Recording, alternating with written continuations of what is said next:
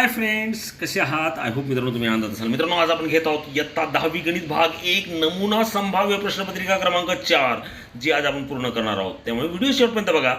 मित्रांनो, आधीच्या प्रश्नपत्रिका गणित 1 व गणित 2च्या तुम्ही पाहिल्या नसतील तर डिस्क्रिप्शन बॉक्समध्ये लिंक आहे, त्यावरून तुम्ही त्या नक्की बघा. अतिशय महत्त्वाचे आहेत. तुम्हाला बोर्डाची परीक्षा द्यायची मार्च 22मध्ये.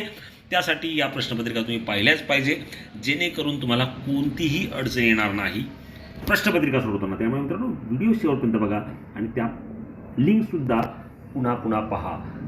मित्रांनो, या चॅनलवर तुम्ही नवीन असाल तर चॅनल सबस्क्राईब करायला विसरू नका. व्हिडिओ आवडल्यास लाईक आणि शेअरही करा. जे घंटीचं बटन आहे त्याला ऑलवर क्लिक करा, जेणेकरून पुढील सर्व व्हिडिओचे नोटिफिकेशन तुम्हाला मिळतील.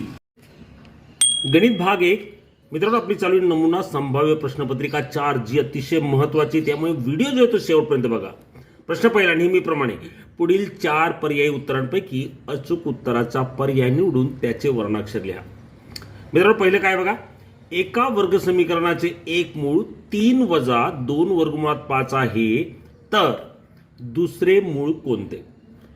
मित्रांनो, दुसरे मूळ जे आहे ते आपण सहज शोधू शकतो.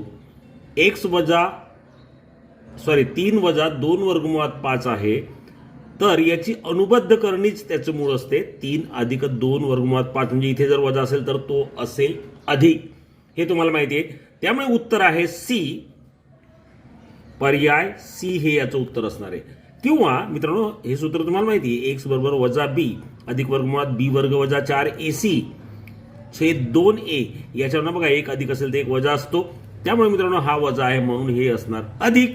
म्हणून उत्तर पर्याय क्रमांक आहे सी. 1 ते 100 यामधून निवडलेल्या संख्या मूळ संख्या असण्याची संभाव्यता.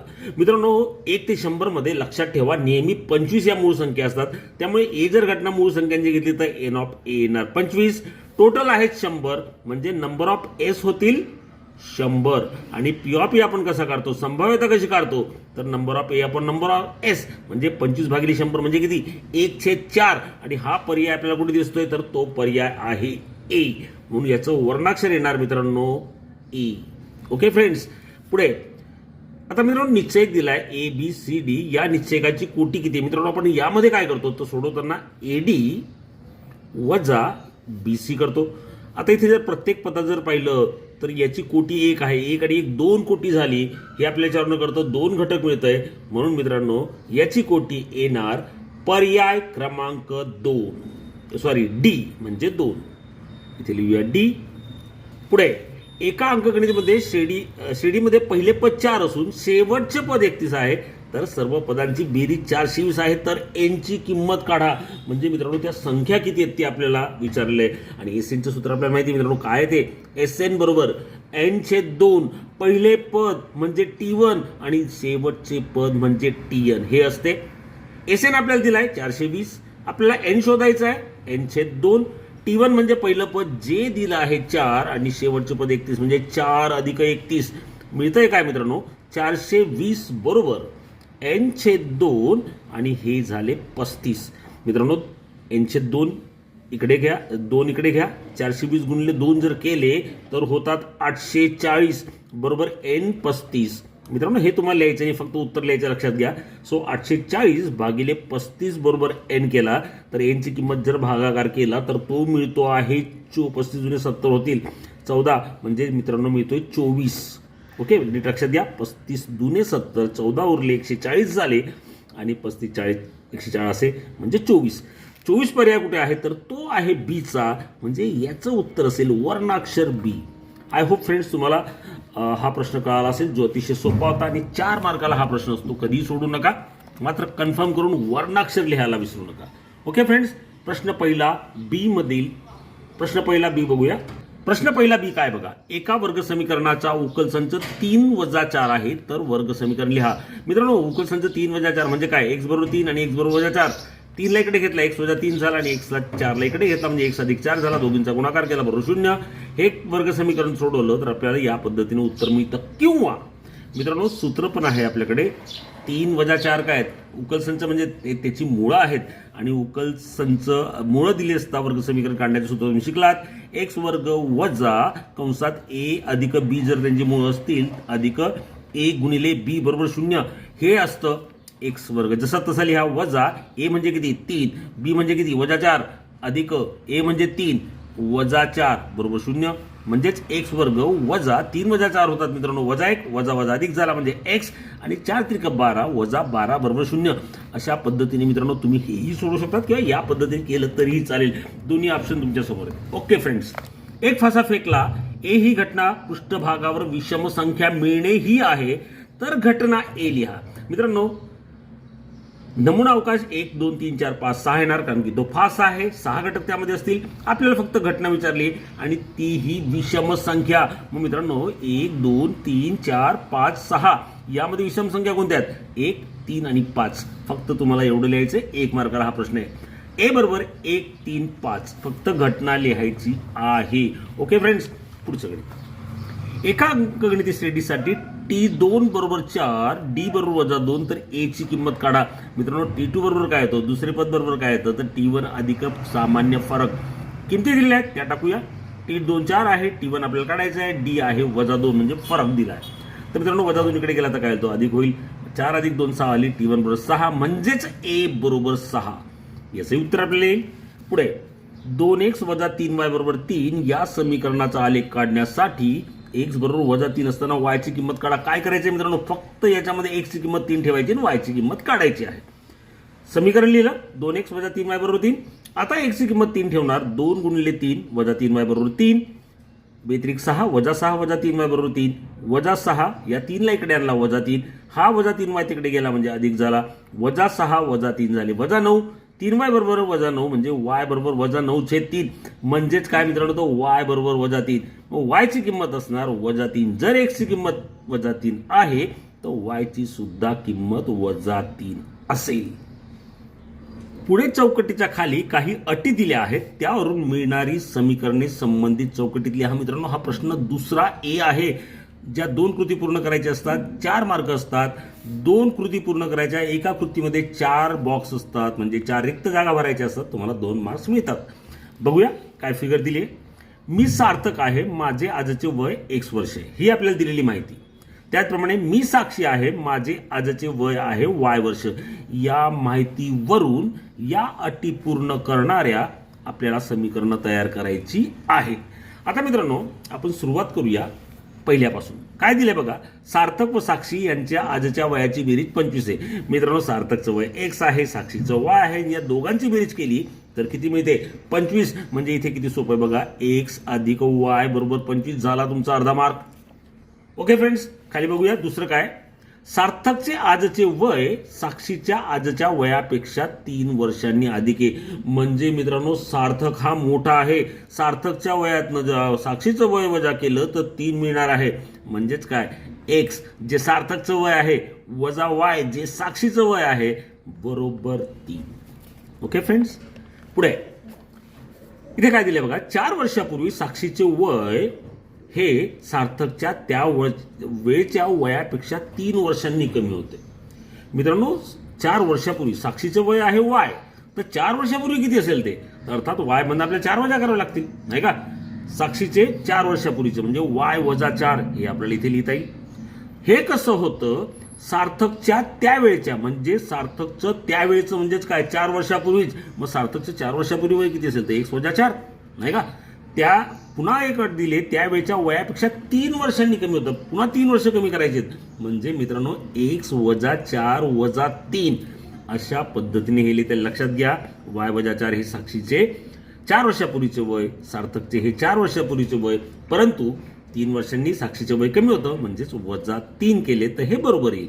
अशा पद्धतीने y वजा 4 बरोबर x वजा 4 वजा 3 किंवा पुढे x वजा 7 लिहिलं तरीही चालेल, एवढं ठेवलं तरीही चालेल. ओके फ्रेंड्स, शेवटची अट काय बघा, सार्थकचे वय हे साक्षीच्या वयाच्या दुपटीपेक्षा 8 वर्षांनी कमी आहे. मित्रांनो सार्थकचे वय काय x हे कसे आहे तर साक्षीच्या वयाच्या दुपटीपेक्षा. आता साक्षीचं वय याची दुप्पट जर आपण केली तर ते होणार 2y, x वजा 2y 8 वर्षांनी कमी म्हणजेच काय वजा 8. अशा पद्धतीने मित्रांनो हे सुद्धा आपल्याला भरताना हे 2 मार्क मिळवता येतील. ओके फ्रेंड्स, पुढची बघा, पुढची कृती काय ते बघूया. 1 ते 140 यामधील 4ने भाग जाणाऱ्या सर्व नैसर्गिक संख्यांची बेरीज काढण्यासाठी पुढील कृती पूर्ण करा. काय दिले बघा 1 ते 140 च्या दरम्यान असलेल्या 4ने भाग जाणाऱ्या नैसर्गिक संख्या दिल्या 4, 8, 12 शेवटचे असणार 136. मित्रांनो या श्रेणीवरून आपल्याला लिहिता येईल a बरोबर 4, याच्यातला फरक आहे d बरोबर 4, tn बरोबर 136. हे आपल्याला दिलेलं आहे. सूत्र आपल्याला लिहून दिलं tn बरोबर a अधिक n वजा 1 d हे सूत्र आहे. आता आपल्याला यामध्ये रिक्त जागा भरायची आहे आणि ती अतिशय सोपी मित्रांनो, कारण की वरती सगळं दिलंय. tn ची किंमत 136 टाकली आहे. a जो आहे 4 त्याची किंमत टाकायची फक्त, ती आपण टाकूया 4, इथे n-1 आणि हा d चा तसा. आता मित्रांनो याचं कॅल्क्युलेशन जे ना ते आपल्याला करावं लागेल, कारण की इथे डायरेक्ट n ची किंमत आपल्याला काढायची. काढूया मित्रांनो, बघा इकडे करतोय मी. तुम्हाला हे रफ मध्ये करायचं, लक्षात द्या. तुम्ही डायरेक्ट इथे किंमत लिहिणार आहात. आता मित्रांनो हे 136, हा 4 समजा इकडे लागतो तो -4. इकडे काय तर मित्रांनो d ची किंमत टाकावी लागणार आहे आपल्याला, जी दिली आहे 4, n-1 आणि हा आला 4. 136 मध्ये 4 गेले मित्रांनो 132 बरोबर. 4n 4 गुणिले 1 वजा 4, पुन्हा 4 ला इकडे घ्या म्हणजे 132 अधिक 4 म्हणजे पुन्हा 136 होणार आहेत. ओके 136 बरोबर 4n.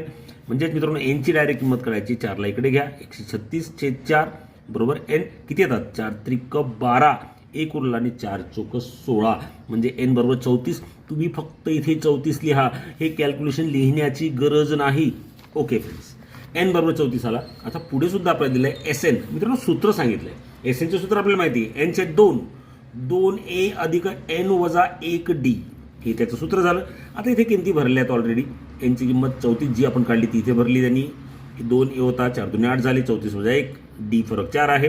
याचं कॅल्क्युलेशन आपल्याला करायचं तेही आपण करू शकतो. बघा 34/2 इथे 8 येणार अधिक 34 वजा 1 33, 33 गुणिले 4. ओके फ्रेंड्स, इथे भाग देऊन टाका. बेक बे 7 14 म्हणजे 17 झाले. इथे आले 8 आणि 4 त्रिक 12, 4 त्रिक 12 निघते 132 म्हणजे 140.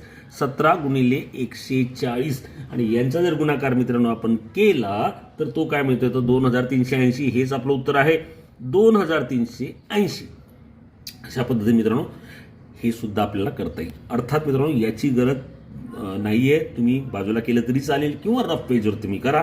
मात्र हे चौकटी भरा आणि त्याला चौकटीचं चिन्ह सुद्धा दाखवा, कारण की मार्क्स याला जे अर्धा अर्धा अर्धा अर्धा अशा पद्धतीने 2 मार्क्स आपल्याला मिळतील. पुढे संधीच्या एका खेळामध्ये 1 2 3 4 5 6 7 8 यापैकी एका अंकावर बाण स्थिरावतो आणि त्या समभाव्य निष्पत्ती आहे, समसंभाव्य निष्पत्ती आहे. तो बाण 8 या अंकावर स्थिरावेल या घटनेची संभाव्यता काढा. मित्रांनो ही असा गेम तुम्हाला माहिती आहे नाही का, हा जो काटा असतो हे फिरवला जातं चक्कर आणि हा नेमका कुठे फिरतो ते त्याचं उत्तर असतं. असं थोडक्यात हा गेम असतो. आता एस मध्ये काय येणार, तर एस मध्ये इथे घटक किती, तर 8 आहेत मित्रांनो. तर एस येणार, नमुना अवकाश येणार 8 1 2 3 4 5 6 7 8 झाला तुमचा अर्धा मार्क. नंबर ऑफ एस 8 आहेत.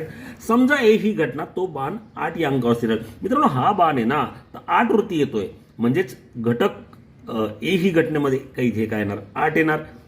ए बरोबर किती आले 8, तर नंबर ऑफ ए किती दिली, एकच घटक आहे म्हणजे 1. आता याचं उत्तर आपल्याला काढायचं असेल मित्रांनो, तर कसं काढणार, नंबर ऑफ ए छेद नंबर ऑफ एस नाही का. नंबर ऑफ ए आहे 1 आणि नंबर ऑफ एस आहे 8 म्हणजे याचं उत्तर आलं 1/8. ओके फ्रेंड्स, अशा पद्धतीने हे सुद्धा आपल्याला सोडवता येईल. 3x वजा 4y बरोबर 10. प्रश्न दुसरा बी घेतोय मित्रांनो. 8 मार्काचा प्रश्न आहे, 4 प्रश्न सोडवायचे, 2 मार्काला एक आहे. 3x वजा 4y बरोबर 10, 4x अधिक 3y बरोबर 5 ही एक सामायिक समीकरण क्रेमरच्या पद्धतीने सोडवण्यासाठी डी ची किंमत काढा. काय करणार मित्रांनो, सुरुवातीला हे दोन्ही समीकरण एकाखाली एक लिहून घ्या. याच्यावर ना a1 किती आहे 3, b1 किती आहे वजा 4, a2 किती असणार 4 आणि c2 किती, b2 किती असणार 3. डीचं सूत्र काय, a1 छेद a1 b1 a2 b2 किमती टाका. तिरका गुणाकार करा, 3 त्रिक 9. इथे वजा असतो ऑलरेडी, 4 गुणले वजा 4 केले तर 16, वजा वजा अधिक झाले 9 अधिक 16 बरोबर 25 आणि ही जी किंमत डी ची असते म्हणजे डी ची किंमत आली मित्रांनो 25. अतिशय सोपं गणित, 2 मार्काला हे असतं. पुढे वर्ग समीकरणांसमोर दिलेल्या चलाच्या किमती त्या वर्ग समीकरणाची मुळे आहेत किंवा नाहीत ते ठरवा. x वर्ग अधिक 4x वजा 5 बरोबर 0, x बरोबर 1, x बरोबर वजा 1. मित्रांनो एकदा x बरोबर 1 ची किंमत घ्यायची आणि एकदा x ची किंमत वजा 1 घ्यायची.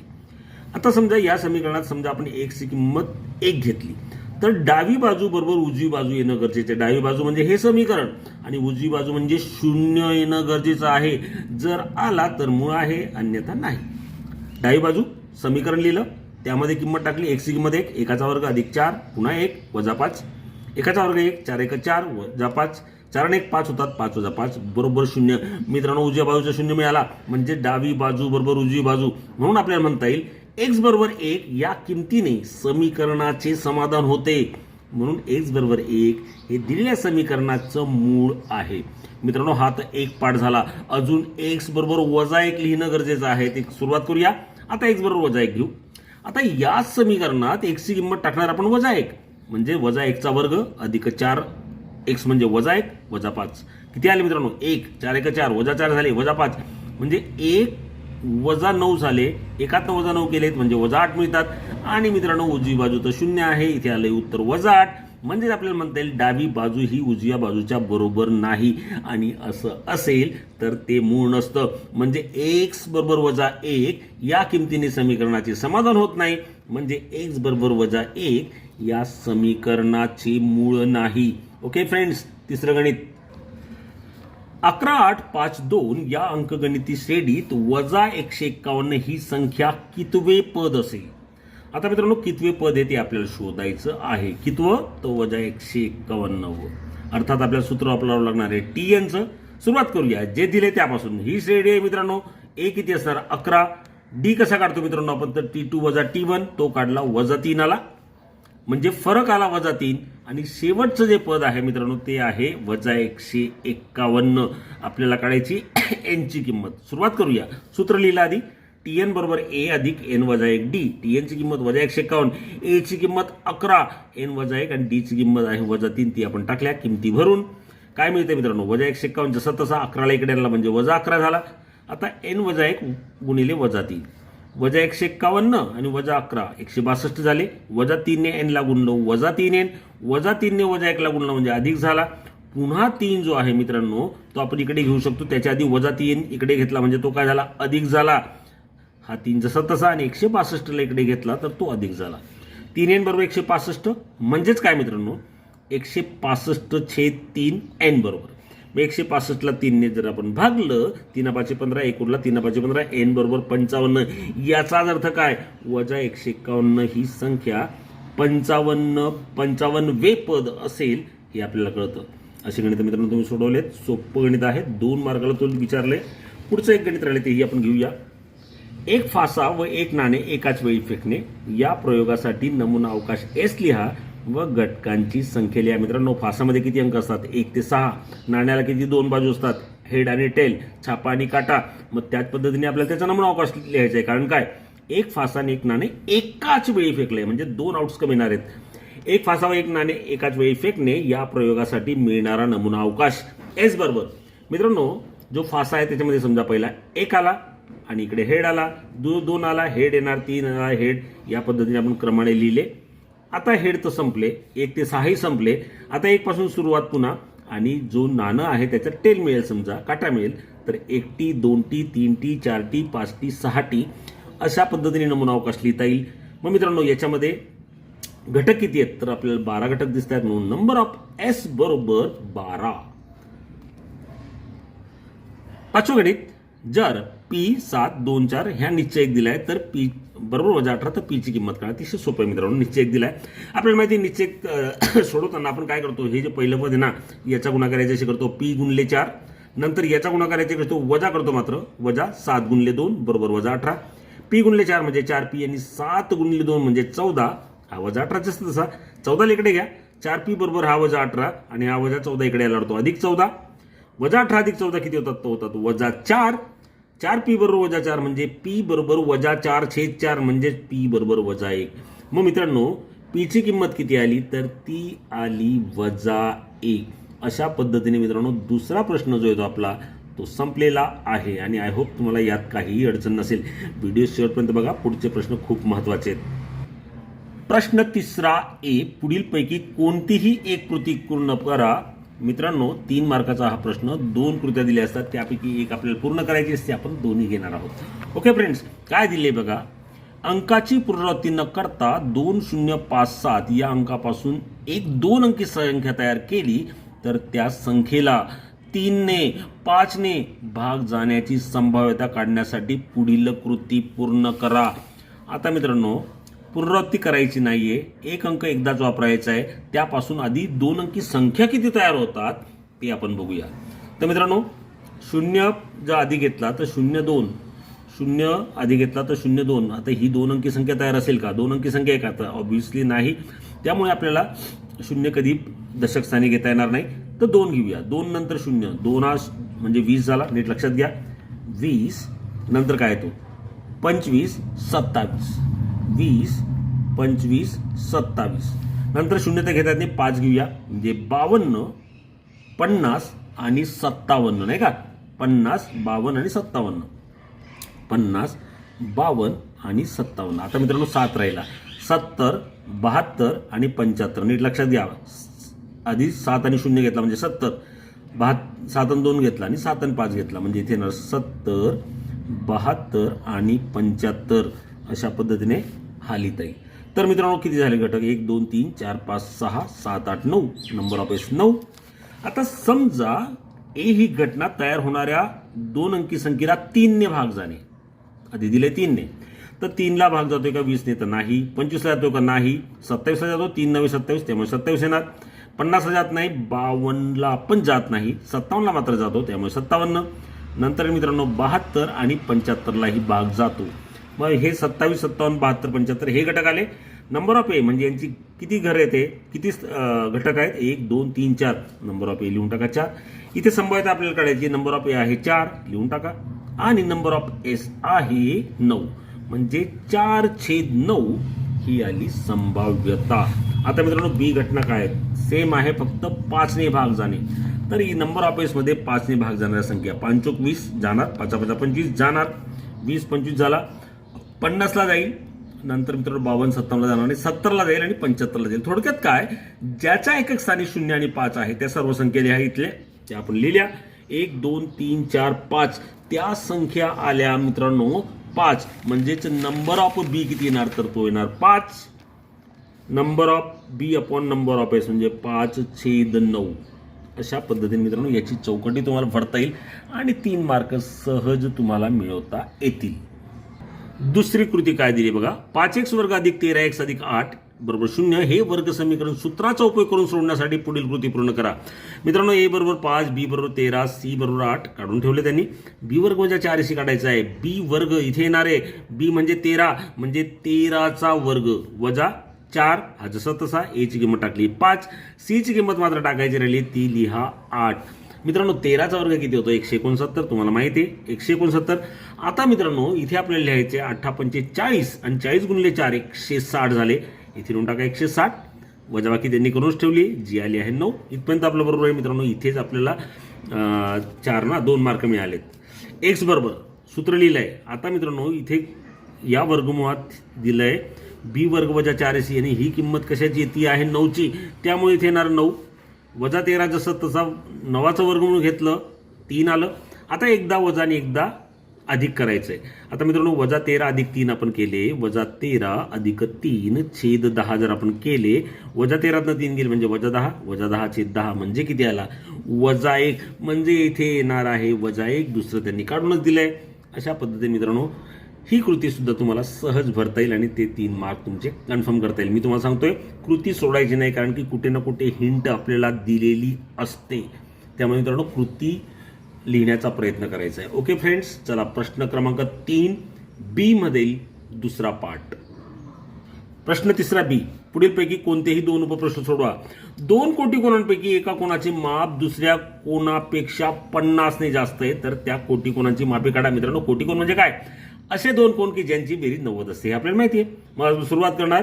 एकाचं माप मानूया, दुसऱ्याचंही माप मानून घेऊया. समजा 2 कोटिकोणांपैकी एकाचे माप x व दुसऱ्याचे माप y आहे. यामध्ये लहान मोठा आपल्याला ठरवावं लागेल. समजा x हा मोठा आहे y पेक्षा, हेही आपण लिहिलं. मग उदाहरणात दिलेली अट काय मित्रांनो? तर आपल्याला म्हणता येईल एका कोणाचे माप दुसऱ्या कोणापेक्षा 50 ने जास्त आहे. म्हणजे मोठा कोण जो आहे हा कसा आहे? तर दुसऱ्या कोणापेक्षा 50 ने जास्त. एक्स बरोबर जो मोठा कोण होता बरोबर वाय अधिक 50, कारण की याच्यात 50 मिळवलं ते हे बरोबर होतील. म्हणजे हे समीकरण आपल्याला काय मिळतंय, एक्स बरोबर वाय अधिक 50. हे तुमच्या लक्षात आलं असेल, कारण की दुसऱ्या लहान कोणात 50 मिळवले तर ते बरोबर होतील, कारण की हा 50 ने मोठा आहे. आता वायला इकडे घेतला, एक्स वजा वायवर 50 हे समीकरण मिळालं. याला नाव देऊन टाका 1. आता दुसरी अट जरी दिलेली नसली मित्रांनो तरी कोटी कोणांचे नियम आपल्याला माहिती आहेत. त्या दोन कोणांच्या मापांची बेरीज 90 असते. ते कोण आपण मानलेत एक्स आणि वाय, म्हणजेच एक्स अधिक वाय बरोबर 90. हे झालं दुसरं समीकरण. मित्रांनो एक्स वायच्या किमती काढायची आहेत, वजा आहे अधिक आहे, दोन्ही समीकरणांची बेरीज केली तर वायचा लोप होईल. समीकरण 1 व 2 ची बेरीज करू. एक्स वजा वायवर 50, एक्स अधिक वाय बरोबर 90. वाय वाय गेला, एक्स अधिक एक्स 2 एक्स झाले आणि 50 अधिक 90 झाले 140. म्हणजेच मित्रांनो एक्स बरोबर 140/2 म्हणजेच एक्स ची किंमत किती तर आली 70. आता एक्स ची किंमत 70 आली मित्रांनो, तर ही समीकरण कोणत्याही एका समीकरणात ठेवा. समजा समीकरण 2 मध्ये ठेवलं जे होतं एक्स अधिक वाय बरोबर 90, एक्स ची किंमत 70 ठेवली, 70 ला इकडे घ्या, वाय बरोबर 90 वजा 70 म्हणजे वाय बरोबर 20. म्हणजेच कोटी कोणांची मापे अनुक्रमे आहेत 70 व 20, दोघांची बेरीज 90 होते. म्हणजे हे आपलं उत्तर बरोबर आहे. आय होप फ्रेंड्स हे कळ तुम्हाला कळलं असेल. दुसरं गणित बघूया लगेच. एक नैसर्गिक संख्या व तिची व्यस्त संख्या यांची बेरीज 65/8 आहे, तर त्या संख्या शोधा.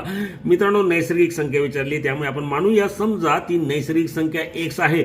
मित्रांनो याची व्यस्त संख्या काय ते, व्यस्त म्हणजे काय रेसिप्रोकल थोडक्यात त्याचा 1/x, 1 भागिले तो 30 संख्या होते. मग तिची व्यस्त संख्या काय x असेल तर ती येणार 1/x. आता दिलेली अट काय आहे, ही नैसर्गिक संख्या व तिची व्यस्त संख्या यांची बेरीज करायची आहे. म्हणजे x अधिक 1/x ची बेरीज करायची, ती देणार 65/8. करूया बेरीज. दिलेल्या अटीनुसार x अधिक 1/x बरोबर 65/8.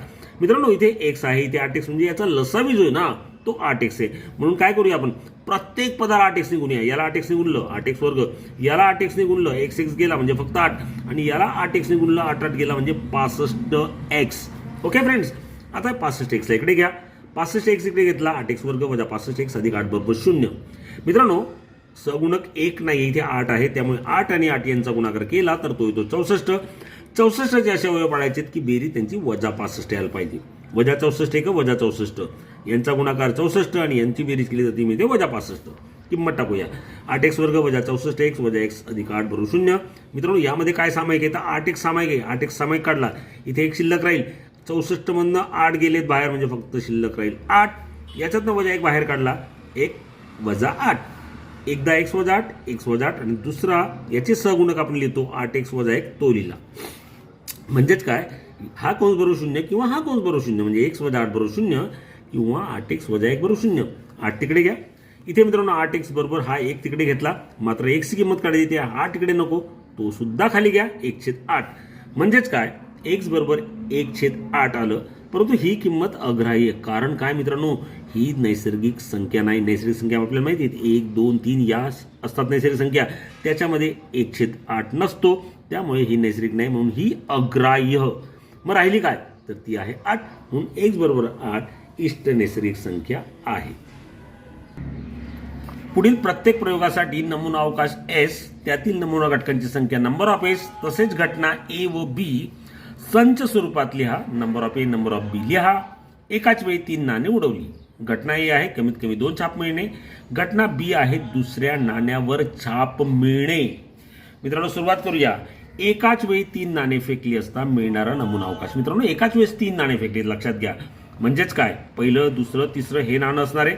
तर पहिल्यामध्ये आपल्याला हा नमुना अवकाश तुम्हाला लिहितो मित्रांनो कसा लिहायचा तो. आधी 3 H आले, नंतर 2 H 1 T घेतला. मग याचा अर्थ काय, पहिल्या 2 नाण्यांवर H आणि तिसऱ्या नाण्यांवर T आलं. नंतर हा T मध्ये घेतो आपण नाही का, H T H हे तुम्ही शिकलात. नंतर T H H हे घेतलं. आता 2 T सुरुवात करूया. H T T 2 T आजूबाजूला H मध्ये T T H आणि T T T. हे मित्रांनो लक्षात घ्या मात्र हे कसं लिहायचं आहे ते. ओके, तर टोटल घटक येतात 8. नंबर ऑफ एस आले 8. हे मात्र मित्रांनो चुकवू नका, याच्यात डबल लिहू नका. ओके, आता मित्रांनो पहिली घटना काय तर कमीत कमी 2 छाप मिळणे. छाप म्हणजे काय H, तर हे 2 असायला हवेत. आता या घटकांमध्ये असे घटक शोधाय की ज्यामध्ये 2 H आहेत, कमीत कमी 2 H आहेत. सुरुवात करूया. A मित्रांनो H H 3 आहेत चालतील, 2 असायला हवेत ना. मग 3 राहिली तर काही फरक पडत नाही, त्यामुळे हा येणार. याच्यामध्ये 2 दिसत आहेत त्यामुळे हाही येणार. याच्यामध्ये सुद्धा 2 आहेत म्हणजे हाही येणार आणि याच्यामध्ये सुद्धा 2 आहेत त्यामुळे हाही येणार. इकडे बघा मित्रांनो एकच आहे, इकडे एकच आहे, इकडे काही नाही, त्यामुळे हे 4 येणार नाहीत.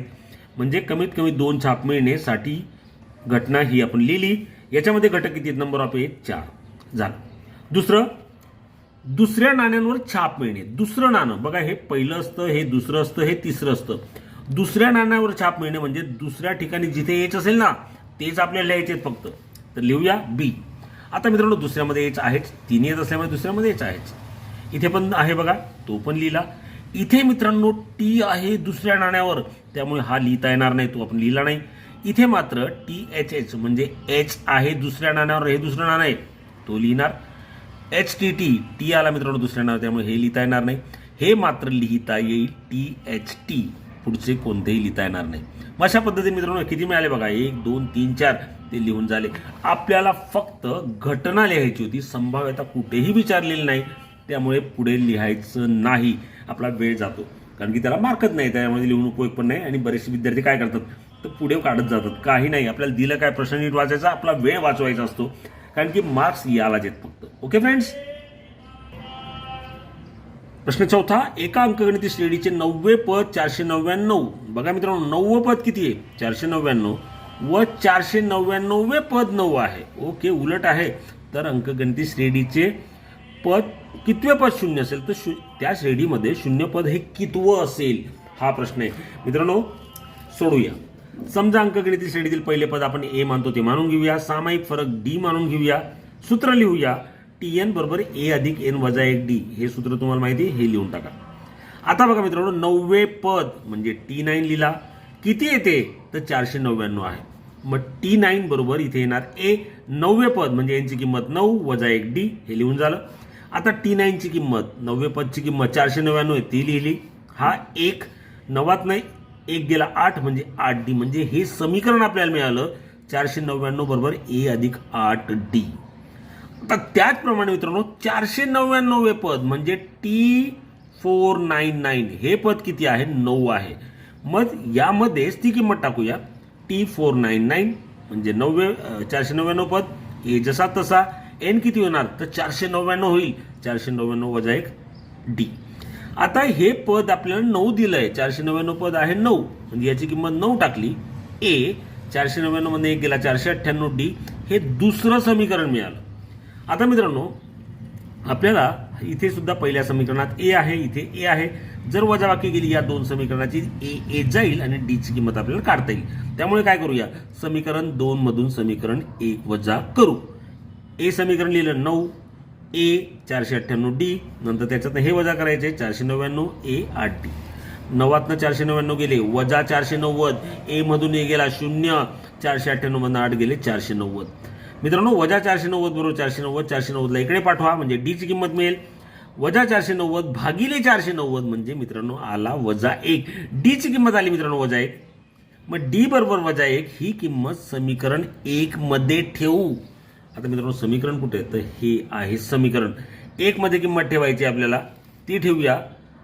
499 बरोबर ए अधिक 8 गुणिले वजा 1. डी ची किंमत जी होती ना मित्रांनो समीकरण 1 हे आपलं, डी ची किंमत वजा 1 ठेवली तर 499 बरोबर ए 8 1 8 वजा 8 झाले. 8 ला इकडे घ्या, 499 अधिक 8 बरोबर ए म्हणजे ए बरोबर 507. आता मित्रांनो ए ची किंमत जी आली आहे 507, डी ची किंमत आली आहे वजा 1.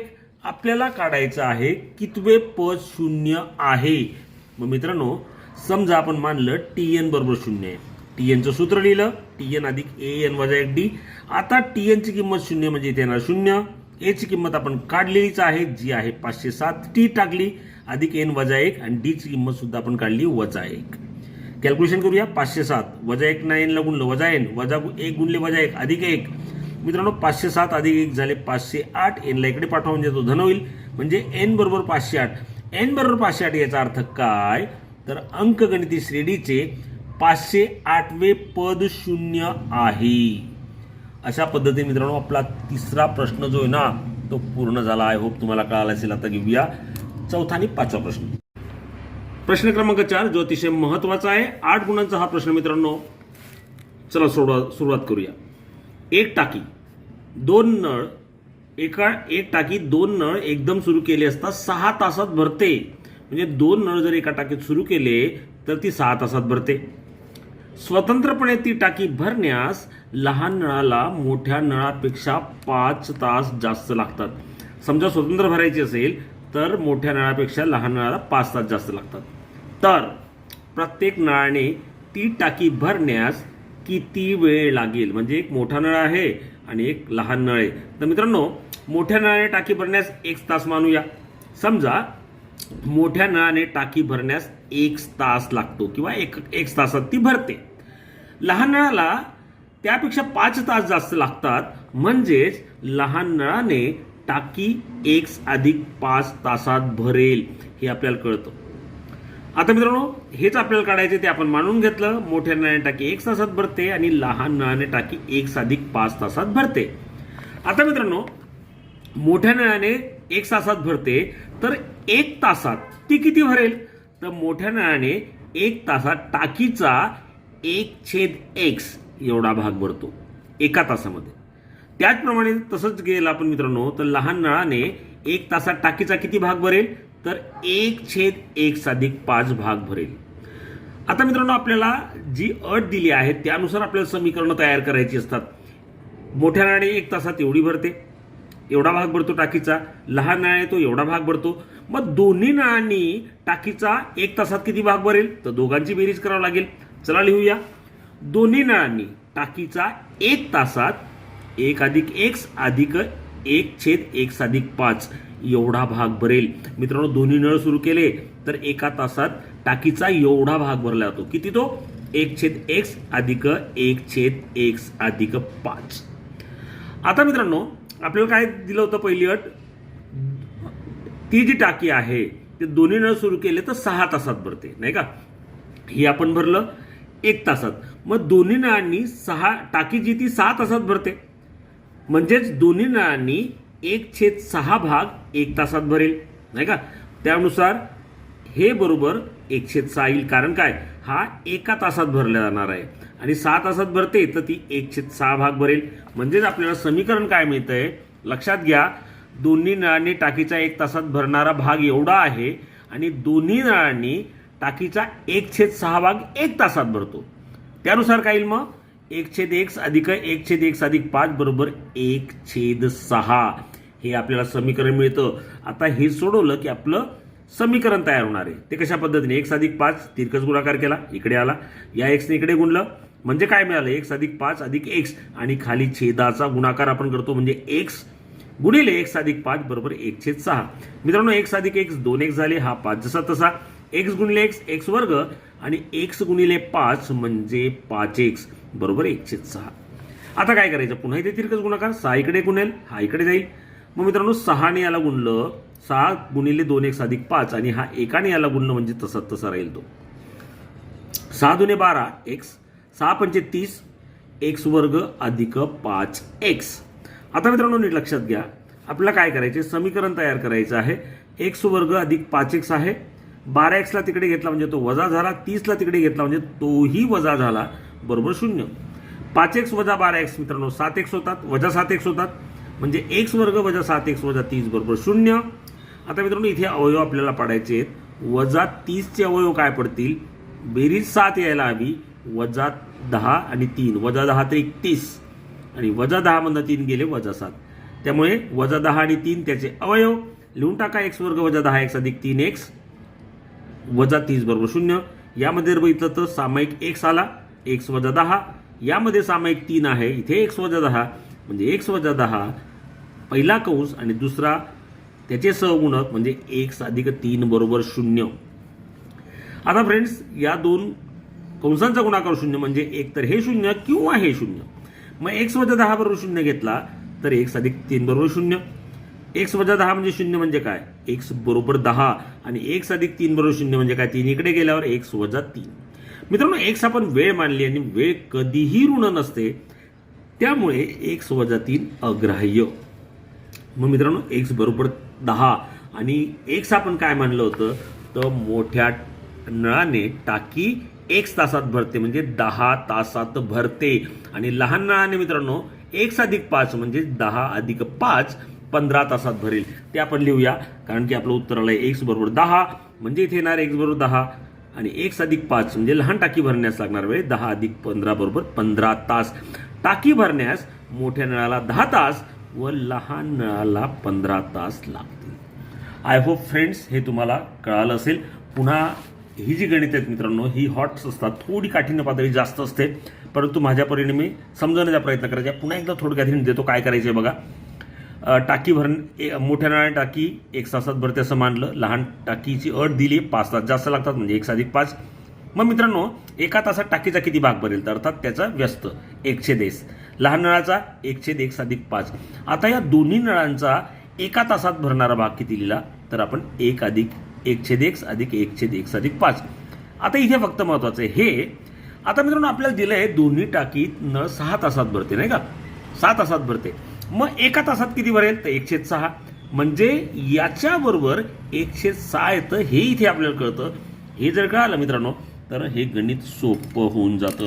आय होप तुम्हाला कळालं असेल. चला दुसरा प्रश्न पाहूया. दुसरा प्रश्न काय दिलाय बघा. हा सुद्धा 4 मार्काचा प्रश्न आहे मित्रांनो. जिचे पहिले पद 100 आणि पहिल्या 6 पदांची बेरीज ही नंतरच्या 6 पदांच्या बेरजेच्या 5 पट इतकी आहे अशी अंकगणिती श्रेणी शोधा.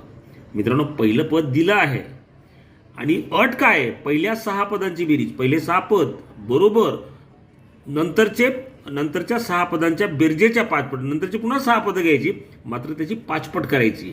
ओके चला सुरुवात करूया. सोपं गणित आहे तर अंकगणित आपल्याला शोधायची. आपल्याला दिलंय 100 दिलाय पहिला त्यामुळे लिहूया. दिलेल्या अंकगणिती श्रेणीचे पहिले पद 100 आहे. मित्रांनो अंकगणिती श्रेणी आहे म्हणजे त्यामधला फरक असेल तो आपण मानून घेऊया कारण की तो आपल्याला दिलेला नाहीये. या श्रेणीमधील सामायिक फरक d आहे असं आपण मानलं.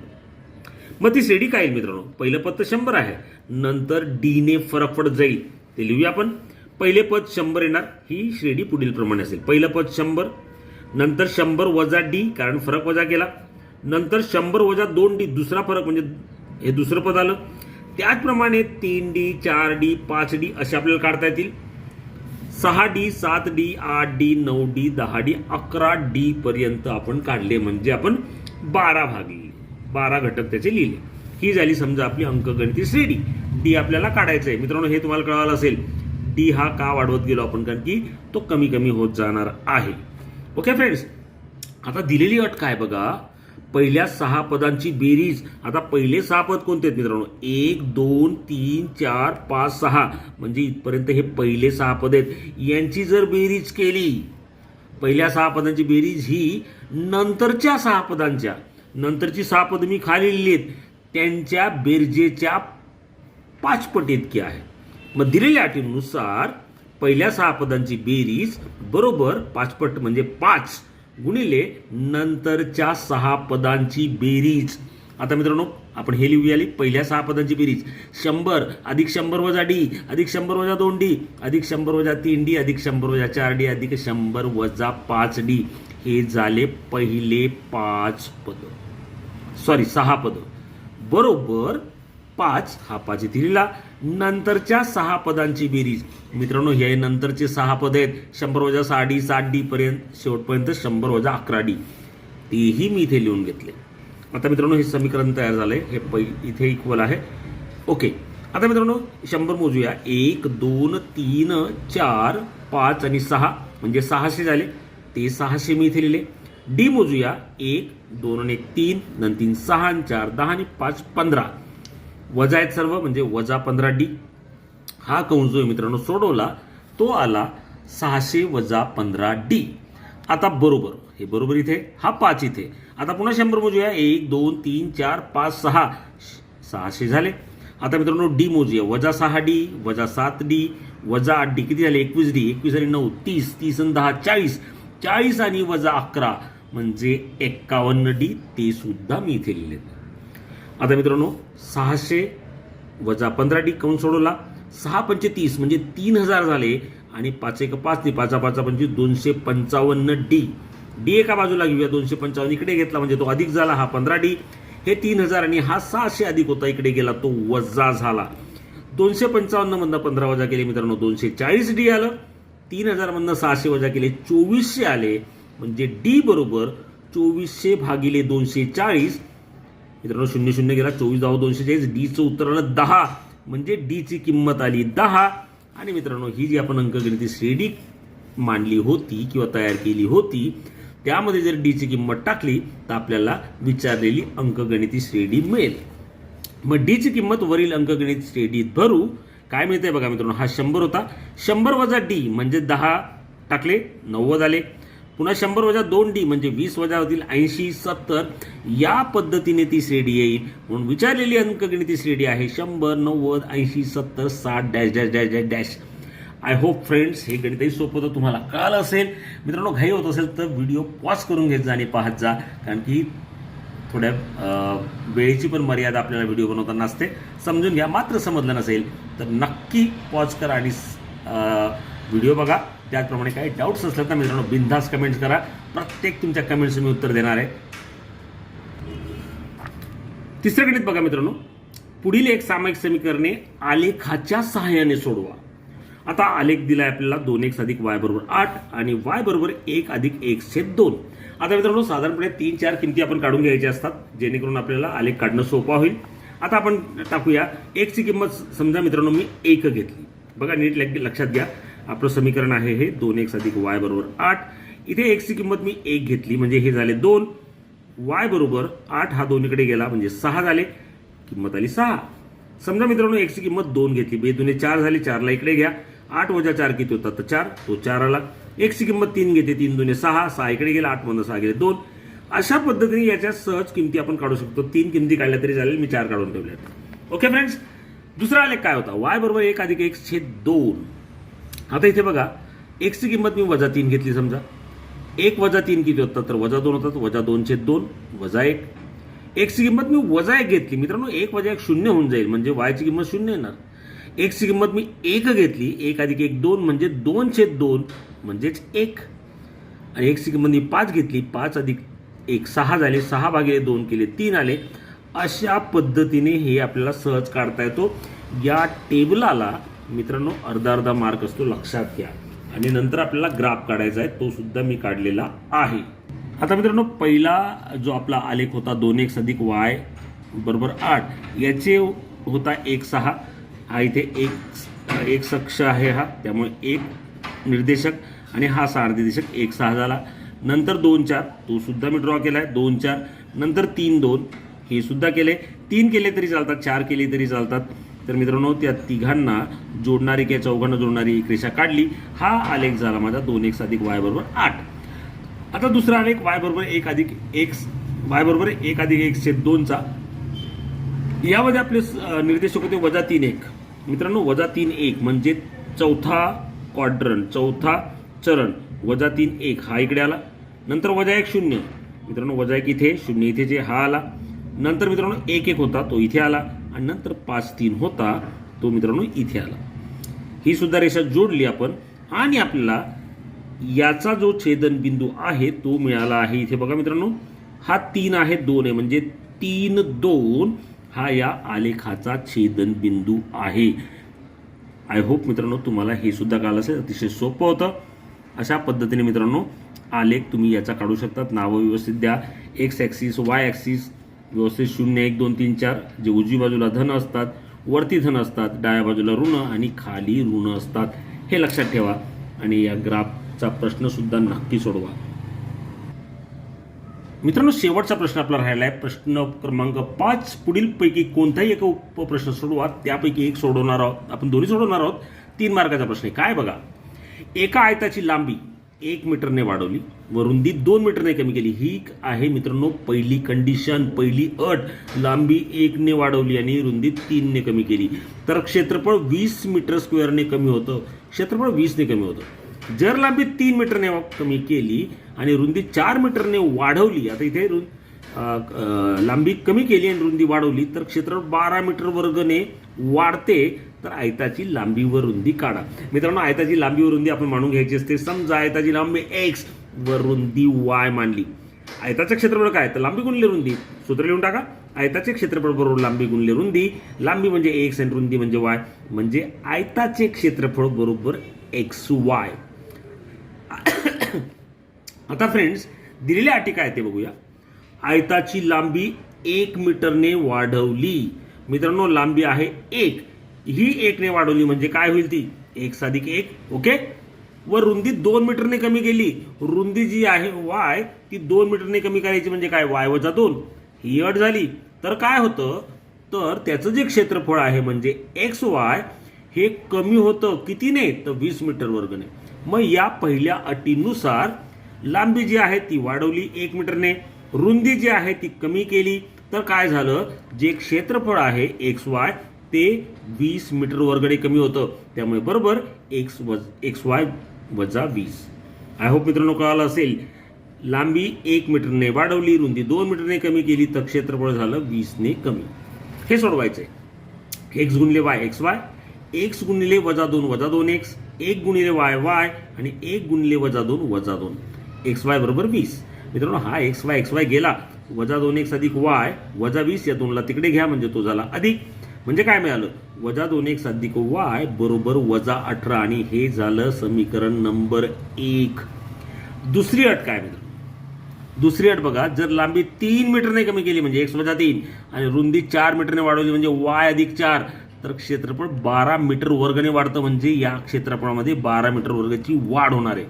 बघा, लांबी जी ती 3 मीटरने कमी केली, रुंदी जी आहे ती 4 मीटरने वाढवली, तर क्षेत्रफळ एक्स वाय होतं ते 12 मीटर वर्गने वाढलं म्हणजे अधिक 12. तेही आपण केले. चला सोडवूया. एक्स गुणले वाय एक्स वाय, एक्स गुणले 4 4x वजा 3 गुणले वाय वजा 3y, 3 चौक 12 वजा 12, एक्स वाय अधिक 12. मित्रांनो, हा एक्स वाय गेला, 4x वजा 3y हा 12 होता, हा वजा 12 तिकडे गेला, तो अधिक झाला, 24 झाले. म्हणजे 4x वजा 3y बरोबर 24. समीकरण 1 आणि 2 आपल्याला मिळालेलं आहे. मित्रांनो, आपण काय करतो, या दोन समीकरणांना चे सहगुणक पाहतो, ते सारखे करण्याचा प्रयत्न करतो. इथे 4 आहे, इथे वजा 2 आहे. समजा समीकरण 1 ला 2 ने गुणलं तर इथे सुद्धा 4 येईल आणि मग x जाऊ शकेल. म्हणून समीकरण 1 ला 2 ने गुणू, याला 2 ने गुणायचे आहे. वजा 2x गुणले 2 4x, y गुणले 2 2y आणि 18 गुणले 2 म्हणजे वजा 36. आता या दोघांची बेरीज करा. समीकरण 2 व समीकरण 3 ची बेरीज करू. ते लिहून टाका. 4x वजा 3y बरोबर 24 आणि वजा 4x अधिक 2y बरोबर 36.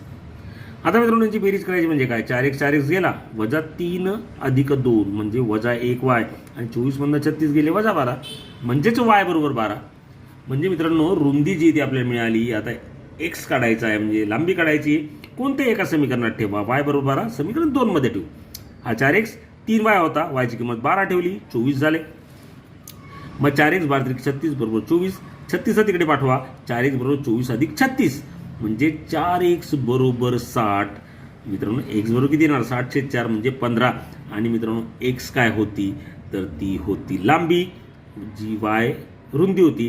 त्यामुळे आयताची लांबी 15 मीटर व रुंदी 12 मीटर आहे.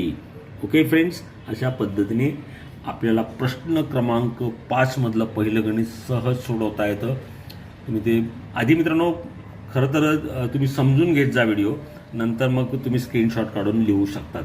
मात्र जरी घाई होत असली तरी आय होप तुम्हाला ते कळेल. नसेल कळालं मित्रांनो, पॉज करून बघत जा. आता बघा, शेवटचा प्रश्न राहिला आपल्याला या प्रश्नपत्रिकेतला, तोही आपण घेऊया. सोडवा. 4y वर्ग अधिक 6/y वर्ग बरोबर 11. मित्रांनो, हे गणित आपल्याला सोडवायचं. थोडक्यात हे वर्ग समीकरण आहे.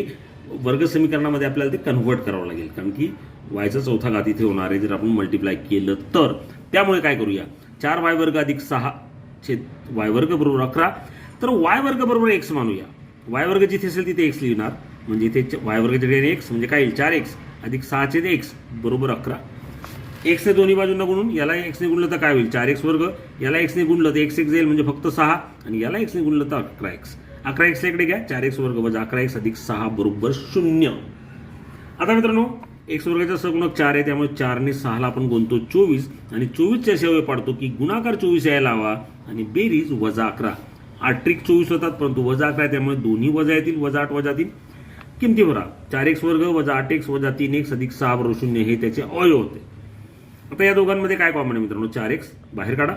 x इथे 8 असल्यामुळे इथे 2, इथे मित्रांनो 3 बाहेर काढा, 6 असल्यामुळे इथे 2 म्हणजे x वजा 2 x वजा 2 हा सामायिक मिळाला तो एकदा लिहितो, नंतर त्यांचे सहगुणक 4x वजा 3 दुसऱ्या कंसात.